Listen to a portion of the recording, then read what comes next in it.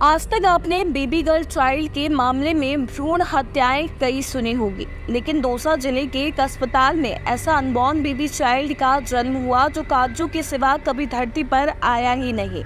लेकिन इस सारे मामले में मजे की बात यह है कि 6 महीने तक उसका टीकाकरण भी निरंतर चलता रहा और बच्चे का वजन भी टीकाकरण के साथ साथ बढ़ रहा था। जब मामले की परतें उधड़ने लगी तो अनबॉर्न बेबी चाइल्ड के पिता ने इसकी शिकायत की और सुनो, अनबॉर्न बेबी चाइल्ड को 6 महीने बाद मौत भी होना बता दिया।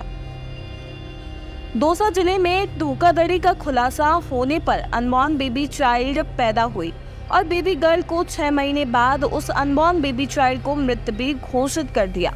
और फिर चली मुहिम कि अब इस अनबॉर्न बेबी चाइल्ड को पहले तो धरती पर आने से रोका गया और अब सरकारी कागजों में आने के बाद इसे कैसे कागजों से भी मिटाया गया।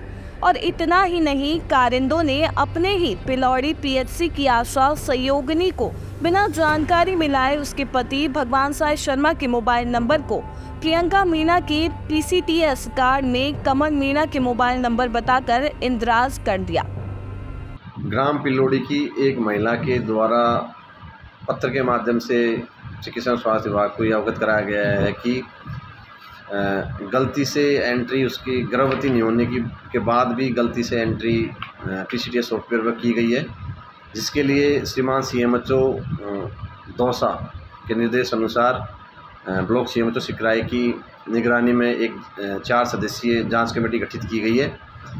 जांच कमेटी को निर्देशित किया गया कि अगले 7 दिवस में जांच करके इस शिकायत की जो सत्यता है उसकी पुष्टि करते हुए जांच रिपोर्ट अगले 7 दिवस में ब्लॉक सीएमएचओ सिकराई को देना सुनिश्चित करें। जांच कमेटी की जांच रिपोर्ट आने के बाद ही ये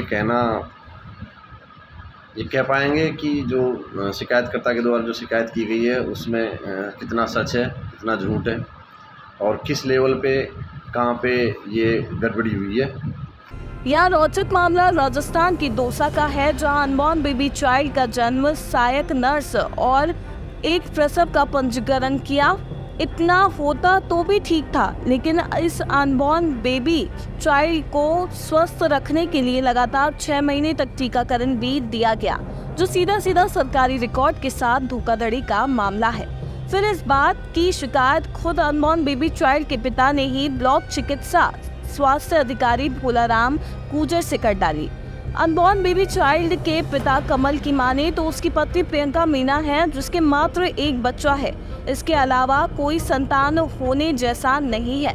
लेकिन इस सारे मामले में चौंका देने वाली बात ये है कि सरकारी डाटा संग्रह अभियान के तहत दूसरा बच्चा रजिस्टर्ड भी किया गया था।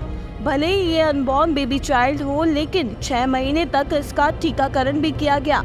टीकाकरण होने के साथ अनबॉर्न बेबी चाइल्ड का वजन भी बढ़ रहा था। उधर अनबॉर्न बेबी चाइल्ड का डाटा ऑनलाइन भी अपलोड किया गया। अब कहानी धीरे धीरे लोगों को पता लगने लगी तो जिम्मेदारों ने अपनी खाल बचाने के लिए उस अनबॉर्न बेबी चाइल्ड की मृत्यु भी जनवरी 2024 में हो गई, जिसे जिम्मेदार लोगों ने सरकारी रिकॉर्ड में दर्ज कर अपनी खाल बचाने की जिम्मेदारी तो पूरी कर दी। देखिए, ये मामला आज सुबह करीबन 8:30 बजे प्रिंट मीडिया के माध्यम से मुझे पता लगा और जैसे ही मैंने इसको देखा, पढ़ा पूरे मामले को, तो तुरंत उसी टाइम पे मैंने मेरे ब्लॉक सीएमएचओ को पाबंद कर दिया। ये मामला उनको भेजा हुआ है, उसी टाइम रेफ़र कर दिया था कि भाई मुझे इसकी फैक्चुअल रिपोर्ट बना के दीजिए।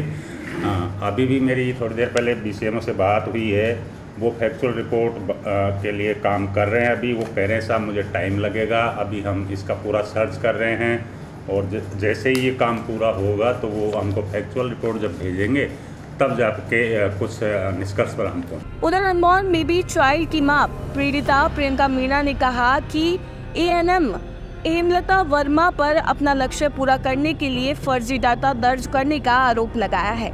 उधर जबकि हेमलता वर्मा ने इस तरह की फर्जी पंजीकरण में शामिल होने से इनकार किया है।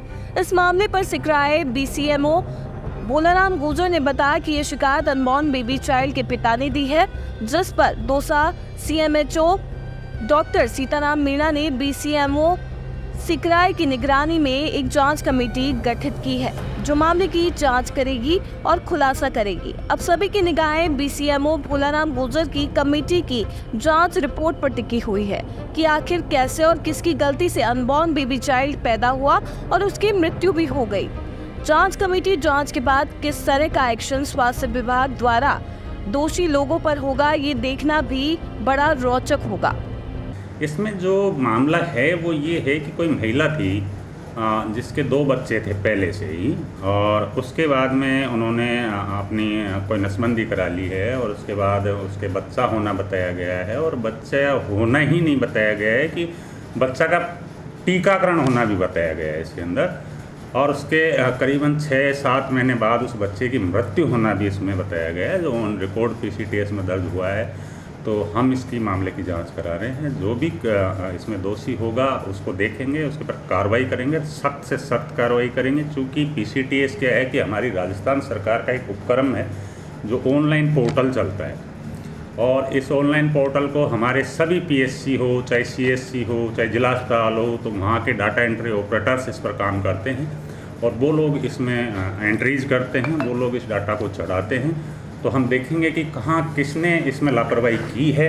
अभी एक बार फैक्चुअल रिपोर्ट आ जाए, तथ्यात्मक रिपोर्ट आने से पहले मैं इस पर ज़्यादा इसलिए नहीं बता पाऊँगा क्योंकि चूँकि तथ्यात्मक रिपोर्ट आएगी तभी मैं कुछ कह पाऊँगा। दिन भर की सारी अपडेट्स के लिए सब्सक्राइब करें राजस्थान कवरेज को और बेल आइकन दबाना ना भूलें ताकि आप रहे अपडेटेड हमेशा।